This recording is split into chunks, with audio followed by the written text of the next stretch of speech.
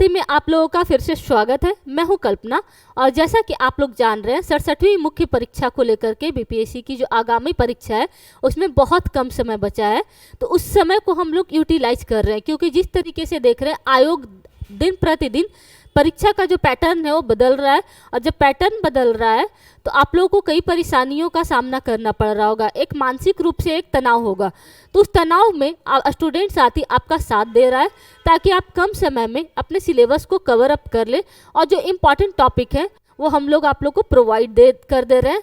और जहाँ तक बात है तो आयोग वैसे तो 95 to 98% श्योरिटी है कि लगभग उन्हीं टॉपिक्स में आएंगे प्रश्न जो हम लोग करवा रहे हैं, और भी बहुत सारे प्रश्न हैं जो एक एक दिन में आप लोग को दो प्रश्न मिल जाएगा अब।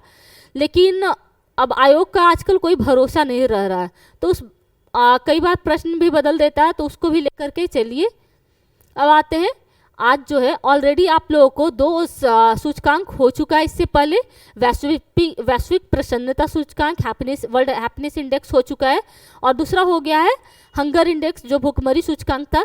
अब HDI इंडेक्स पर आते हैं, ह्यूमन डेवलपमेंट इंडेक्स जो है मानव विकास सूचकांक 2022 जो 2021 के आंकड़ों पर जारी हुआ है, काफ़ी इंपॉर्टेंट है। और ये जो है इस सूचकांक पे बहुत हद तक मुझे भी विश्वास है क्योंकि ये जो सूचकांक है एक सही प्रॉपर वे में डेटा कलेक्ट करके करता है। भले ही इसमें भारत की रैंकिंग सही नहीं आई है, लेकिन उसके बाद भी इस सूचकांक का जो डेटा कलेक्ट करने का तरीका है वो काफ़ी अच्छा है, तो इस पर एक विश्वास किया जा सकता है। बस इसमें गुणवत्ता का ध्यान नहीं दिया जाता, थोड़ा बहुत, बहुत ज़्यादा नहीं, थोड़ा बहुत है वो भी। अब आते हैं प्रश्न पर। प्रश्न है मानव विकास सूचकांक क्या है। पहला प्रश्न है मानव विकास सूचकांक क्या है। दूसरा क्या है इसके विभिन्न संकेतकों के बारे में स्पष्ट करें। दूसरा प्रश्न हो गया संकेतक, पहला हो गया आपको क्या है मानव विकास, और तीसरा हो गया आपको इस सूची में भारत की स्थिति का मूल्यांकन करें। जैसा कि हम जानते हैं जितना भी जो स्टेट PCS होता है या UPSC होता है जो प्रश्न करता है अंतर्राष्ट्रीय संबंधों में, तो जनरली देखते हैं कि भारत को जोड़ करके ही करता है। हाँ, जैसे 65वीं BPSC में था कि ऑस्ट्रेलिया में जो आग लगा था, तो ऑस्ट्रेलिया में जंगलों में जो आग लगा था तो उसका भारत से कोई कनेक्शन नहीं था, तो उसको भारत से नहीं जोड़ा था, परंतु सामान्यतः भारत से जोड़ करके ही प्रश्न आता है। आते हैं इसके उत्तर पे। संयुक्त राष्ट्र विकास कार्यक्रम UNDP द्वारा प्रकाशित मानव विकास सूचकांक 2021 में भारत का 2022 से भारत का स्थान 132वां है, जो कि वर्ष 2020-21 के सूचकांक की तुलना में कम है। भारत को प्राप्त मानव विकास सूचकांक में मध्यम श्रेणी, ये लिख लीजिएगा मध्यम श्रेणी है, और आप जो स्थान है वो याद कर लीजिएगा 132वां है और श्रेणी याद कर लीजिएगा। इतना ही भूमिका आपके लिए काफी है, छोटा सा। आते हैं अगले पैराग्राफ पर। जो मानव विकास सूचकांक इस बात पर जोर देता है कि किसी देश के विकास का आकलन करने के लिए वहां के लोगों तथा उनकी क्षमताओं को अंतिम मानदंड माना जाना चाहिए। मानव विकास ये कहता है ना कि केवल आर्थिक विकास को। जैसा कि मैंने ऑलरेडी आप लोग को बताया कि जो आर्थिक विकास है वही सिर्फ विकास का मूल्यांकन नहीं करता है, इसमें आपको क्या है गुणवत्तापूर्ण जीवन आता है, आपको एक स्वच्छता का इम्पॉर्टेंट हो जाता है। ऐसा ना हो कि जैसे कि आप ओपन सैनिटेशन में जाएं, आप जल है जो गंदा जो पानी है उसका प्रयोग करें, तो ये चीज़ें आपकी गुणवत्तापूर्ण जीवन नहीं होती है। शिक्षा है तो शिक्षा नहीं मिल रहा है बच्चों को, या मिल भी रहा है तो सही गुण अच्छी तरीके से नहीं मिल रहा है, स्वास्थ्य की सार्वभौमिक पहुंच नहीं है, तो ये चीज़ें बहुत महत्व रख जाती हैं। तो यही इस सूचकांक क्या मूल में आता है। यह सूचकांक विभिन्न देशों के मानव विकास के आधारभूत आयामों के आधार पर उपलब्धि को मापन करता है। विभिन्न देशों के में जो मानव विकास होता है उसके आधारभूत आयामों पर मापन करता है। अमर्त्य सेन और महबूब उल हक ने विकास के लिए मानव विकास दृष्टिकोण की अवधारणा प्रस्तुत की थी। सबसे पहले महबूब उल हक ने किया था, ये पाकिस्तान के अर्थशास्त्री थे, और अमर्त्य सेन भारत के अर्थशास्त्री थे, आप जानते भी होंगे। जिसके आधार पर वर्ष 1990 में संयुक्त राष्ट्र विकास कार्यक्रम द्वारा पहली बार मानव विकास रिपोर्ट प्रकाशित की गई थी। अब देखते हैं ये जो विकास का रिपोर्ट है वर्ष 2010 में, इसमें और भी चीज़ लाया गया। 2010 में इसमें जोड़ा गया, मानव विकास सूचकांक तो पहले से जारी हो रहा था, असमानता समायोजित आया, ग्रहीय दाब समायोजित आया, बहुआयामी गरीबी सूचकांक को भी इसमें जोड़ा गया, लिंग असमानता सूचकांक भी जोड़ा गया और लिंग विकास सूचकांक को भी जोड़ा गया। इसमें आता है, आप लोग देखते होंगे लैंगिक जो अंतराल आता है उसको लेकर के भी आता है। मानव विकास सूचकांक वस्तुतः निम्नलिखित मापदंडों पर रैंकिंग प्रदान करती है। वो मापदंड है, ये आपको इम्पॉर्टेंट हो जाता है सबसे, जीवन प्रत्याशा जन्म के समय से लेकर के ये दिखाता है कि कैसे स्वस्थ जीवन, जन्म के समय स्वास्थ्य के आधार पे ये दिखाया जाता है कि कितना जीवन रहेगा। जैसे 25 वर्ष से लेकर के 85 वर्ष तक का ये दिखाता है, जीवन प्रत्याशा दिखाता है कि कितना जीवन है, स्वस्थ जीवन है। दूसरा होता है शिक्षा, ये पहला जो आयाम है इसका, वैसे तो 3 है लेकिन कई बार 4 भी कर देता है, वो 4 कैसे हो जाता है। ये जो दूसरा आयाम है इसका शिक्षा, शिक्षा को ही 2 पार्ट में कई जगह डिवाइड कर देता है। एक होता है आपको अपेक्षित शिक्षा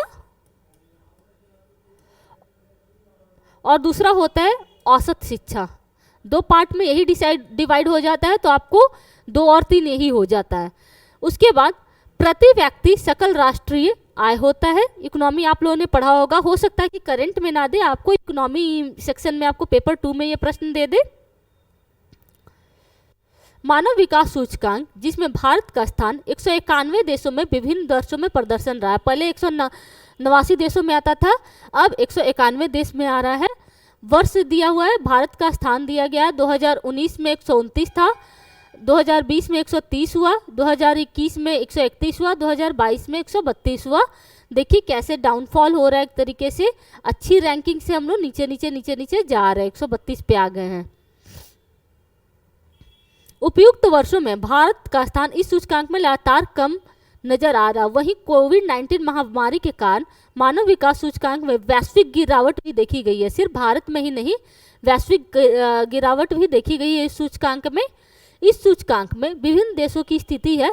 शीर्ष 5 देश जो टॉप 5 कंट्रीज है, स्विट्जरलैंड फर्स्ट है आपको, दूसरे स्थान पे नॉर्वे है, तीसरा आइसलैंड है, चौथा है हांगकांग, 5वां है ऑस्ट्रेलिया। आप देखिएगा ज़्यादातर छोटे देश का ही अच्छा रहता है, क्योंकि वहाँ पे जो स्पेशली जो लैंगिक भेदभाव है वो नहीं होता है, सामाजिक सुरक्षा प्रदान रहती है, शिक्षा अच्छा है, कम जनसंख्या तो बहुत ज़्यादा जो बोझ है वो कम है। तो छोटे देशों की स्थिति इस तरीके की सूचकांक में अच्छी रहती है। अंतिम 5 देश है दक्षिणी सूडान, ज़्यादातर अफ्रीकन कंट्री की जो रैंकिंग होती है काफ़ी पीछे है, और इसमें देख रहे हैं तो सारी की सारी अफ्रीकन ही कंट्री है। अंतिम 5 देश दक्षिण सूडान, चाड, नाइजर, मध्य अफ्रीकी गणराज्य और बुरुंडी। भारत के पड़ोसी देशों का प्रदर्शन भी देख लेते हैं क्या क्या है। अफगानिस्तान, भारत का 132वां रैंकिंग है, भारत का 132वां रैंकिंग है।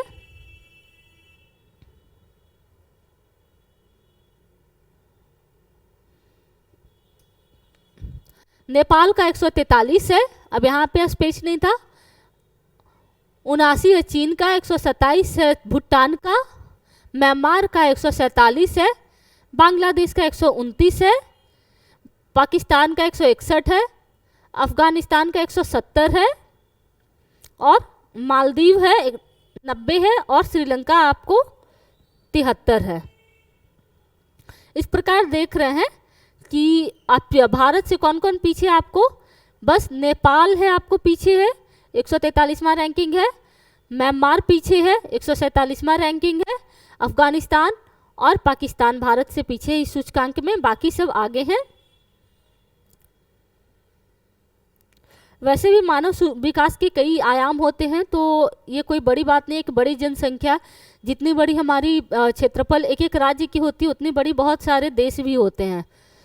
मानव विकास सूचकांक में भारत के 132वें स्थान का आधार है, पहले देख लेते हैं।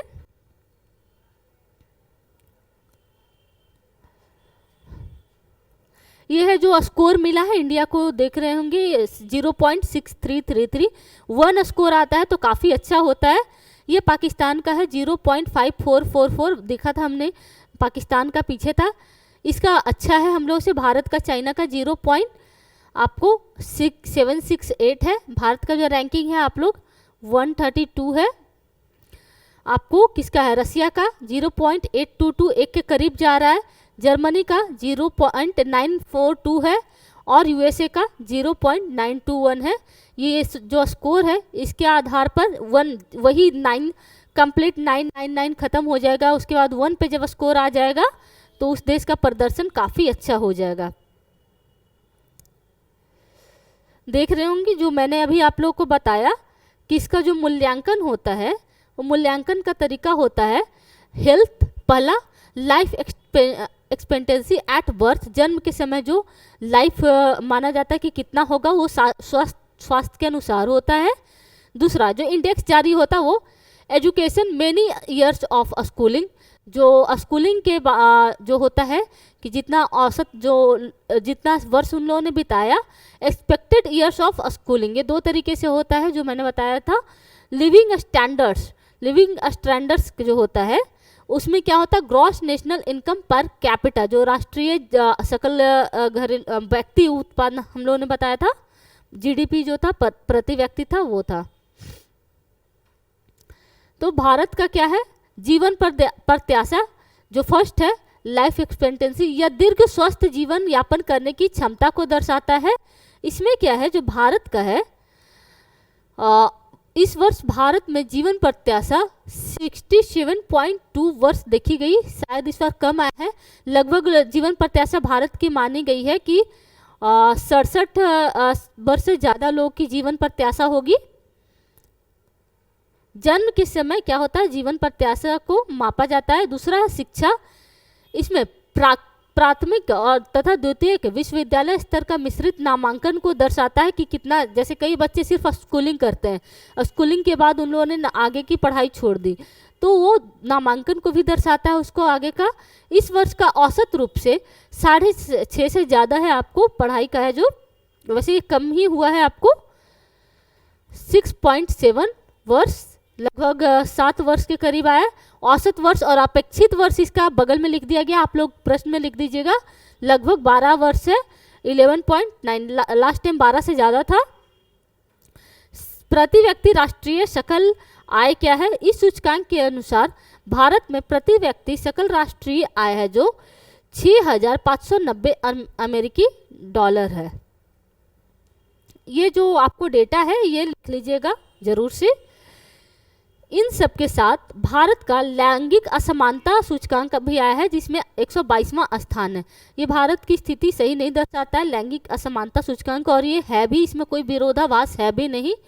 इस प्रकार इन संकेतकों के आधार पर समझ सकते हैं कि भारत का मानव विकास सूचकांक 2021-22 में भारत का स्थान इतना पीछे होना स्वाभाविक है। जहां प्रति व्यक्ति आय वृद्धि का अर्थ आर्थिक विकास है, वहीं मानव विकास सूचकांक के कई अन्य महत्वपूर्ण सामाजिक संकेतकों पर भी विचार करता है।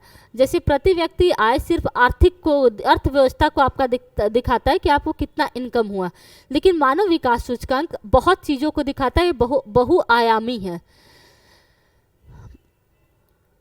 और एक राष्ट्र की प्रगति को मानव कल्याण के अर्थ में मापने में मदद करता है। मानव विकास सूचकांक में भारत की स्थिति चिंताजनक है। सूचकांक में भारत विकास के तमाम दावे के बाद भी अपने पड़ोसी देशों से भी बहुत पीछे है पिछले वर्षों के मुकाबले। अब भारत सरकार तो बहुत प्रयास कर रही है, केंद्र सरकार भी कर रही है, राज्य सरकारें भी कर रही हैं, उसके बाद भी हम पीछे हैं। तो देखते हैं पिछले वर्षों के मुकाबले इस वर्ष भारत के मानव विकास सूचकांक में गिरावट आई है। भारत ही नहीं, आपको जो पूरे विश्व की ही सभी देशों की सूचकांक में स्थिति गिरी है। मानव विकास सूचकांक 2020-21 में भारत का स्थान 131वां था और इस जो मूल्य था 0.645 था, वहीं यह कम होकर सूचकांक 2021-22 में स्थान 132वां हो गया तथा HDI मूल्य है 0.33 है। मानव विकास सूचकांक में भारत का स्थान कम होने का कारण क्या क्या है? जीवन प्रत्याशा में कमी है हमारे यहाँ, लगभग आपको 67.5 वर्ष ही है। स्कूली शिक्षा में गुणवत्ता की कमी है। शिक्षा तो स्कूल में मिल रहा है लगभग को आपको हर स्कूल में मिल जा रहा है आपको शिक्षा। सरकारी भी, सार्वजनिक स्कूल भी देखने को मिलते हैं और निजी स्कूल भी देखने को मिलते हैं, लेकिन जो शिक्षा मिलती है शिक्षा में गुणवत्ता की कमी रहती है। तो स्कूली शिक्षा की गुणवत्ता में कमी, गरीबी है। उसके बाद स्वास्थ्य भी है, आपको एक चुनौती है। लैंगिक असमानता है, मैंने बताया कि इसमें भी बहुत खराब 122वां स्थान आया भारत का। पर्यावरणीय मुद्दे हैं, भूखमरी है। भूखमरी ऐसा नहीं कि सूचकांक में खराब स्थान भी आया है, लेकिन कुछ हद तक है भारत में, बहुत क्रिटिकल कंडीशन नहीं है लेकिन है। मानव विकास सूचकांक में भारत के संदर्भ में कुछ सकारात्मक बातें भी इस बार कही गई है, ये बहुत अच्छी बात है। ज़्यादातर रैंकिंग आती है तो उसमें हम लोग के बारे में, भारत के बारे में नकारात्मक बातें ही कही जाती है अगर रैंकिंग खराब आई तो, और अच्छी आई तो सिर्फ सकारात्मक बातें कही जाती है। लेकिन इसमें नकारात्मक के साथ सकारात्मक भी कहा गया है कि भारत जो जो मेहनत कर रहा है उसमें रिजल्टेंट आ रहा है। क्योंकि HDI में भारत के लिए सकारात्मक बातें, जैसे कोविड आ गया था उसके बाद भी भारत क्या किया है, समावेशी विकास की ओर बढ़ रहा है। जो समावेशी विकास है, आपको जैसे नवीकरणीय ऊर्जा की तरफ भारत बढ़ रहा है, सौर ऊर्जा है, हाइड्रोजन जनित ऊर्जा है, जो हम लोग काफ़ी आगे बढ़ रहे हैं। ऐसा जैसे कि आप देख रहे हैं कि सिर्फ ये नहीं कि आर्थिक विकास को देख रहा है भारत, वन का क्षेत्र भी बढ़ा रहा है, आपको जल भी स्वच्छ उपलब्ध कराने में लगा हुआ है। सब तक हर प्रत्येक व्यक्ति तक जल की उपलब्धता आपको मतलब ये नहीं कि सिर्फ अर्थव्यवस्था को आगे बढ़ाने में ये लगा हुआ है, साथ में हर एक प्रकृति को भी ध्यान दे रहा है, कार्बन उत्सर्जन को कम कर रहा है। और ऊर्जा जो है, पारंपरिक जो ऊर्जा के स्रोत थे उनके स्थान पर आपको नवीकरणीय ऊर्जा पे ध्यान दे रहा है ज़्यादा। तो समावेशी विकास की ओर बढ़ रहा है। उसमें आप ये भी देख सकते हैं कि आपको ओपन सैनिटेशन भी खत्म कर चुका है और विकास के हर आयाम को टच कर रहा है ये। स्वच्छ पानी, स्वच्छ पानी की उपलब्धता भी करवा रहा है। बिहार सरकार भी हर घर जल नल योजना है, आप उदाहरण चाहे तो दे सकते हैं। केंद्र सरकार का भी है, लगभग घरों में आपको नल लगवाया जा रहा है। स्वच्छता भारत सरकार का जो स्वच्छ भारत अभियान था उसी के अंतर्गत है, जो शौचालय का निर्माण करवा करके 100% ओपन सैनिटेशन को हम लोगों ने ख़त्म कर लिया था। स्वच्छ ऊर्जा आप लोग को कहाँ से मिल रहा है, उदाहरण आप ये सब लिख भी सकते हैं। स्वच्छ ऊर्जा के लिए आप देख सकते हैं कि उज्ज्वला योजना के अंतर्गत जो महिलाओं को दिया जा रहा है, आप ये सिर्फ नवीकरणीय ऊर्जा नहीं, उज्ज्वला योजना के अंतर्गत जो महिलाओं को चूल्हा दिया गया, सिलेंडर दिया गया, तो उसके जो महिलाएं पहले चूल्हा जलाती थी और उससे कार्बन उत्सर्जन होता था, तो स्वच्छ ऊर्जा नहीं था, महिलाओं के स्वास्थ्य पे उसका प्रभाव होता था। तो स्वच्छ ऊर्जा तक पहुंच में सुधार जो पहल योजना है, तो आप योजनाओं को लिख सकते हैं, इससे आपका उत्तर बहुत अच्छा हो जाएगा। कमजोर वर्गों तक सामाजिक सुरक्षा की पहुंच हो चुकी है, जो अटल पेंशन योजना है, ये अलग अलग योजनाएं लागू हो रही हैं, तो कमजोर वर्ग तक ये आपको सामाजिक सुरक्षा पहुंच रहा है। शिक्षा में भी बढ़ रहा है, आपको शिक्षा में आपको नई शिक्षा नीति लाया है। शिक्षा में आपको विश्वविद्यालय स्तर पे भी भारत प्रयास बहुत कर रहा है ताकि आपको वर्ल्ड के कम से कम टॉप मोस्ट यूनिवर्सिटीज़ में आए, काफ़ी मेहनत कर रहा है। और यूनिवर्सिटीज़ का भी स्थापना स्टैंडर्ड जो अंतर्राष्ट्रीय मानक के तरीके से ये स्थापना कर रहा है और साथ में उस तरह का गुणवत्ता दे रहा है और स्कूलिंग शिक्षा को भी ये बढ़ावा दे रहा है। जैसे कि आपको नई शिक्षा नीति में शिक्षा का पहले क्या होता था कि किताबी शिक्षा पे ज़्यादा ध्यान दिया जाता था, लेकिन नई शिक्षा नीति में बहुत बदलाव नज़र आया है। किताबी शिक्षा के साथ साथ आपको खेल पर भी ध्यान दिया गया है, सांस्कृतिक विकास पे भी ध्यान दिया गया है, साथ में आपको क्लास 8-9 के बाद जो है इंटर्नशिप भी कराया जा रहा, और जो शिक्षा में दबाव नहीं डाला गया है, आपको गुणवत्तापूर्ण शिक्षा पर ज़्यादा ध्यान दिया गया है, ना कि सिर्फ किताबी शिक्षा पर।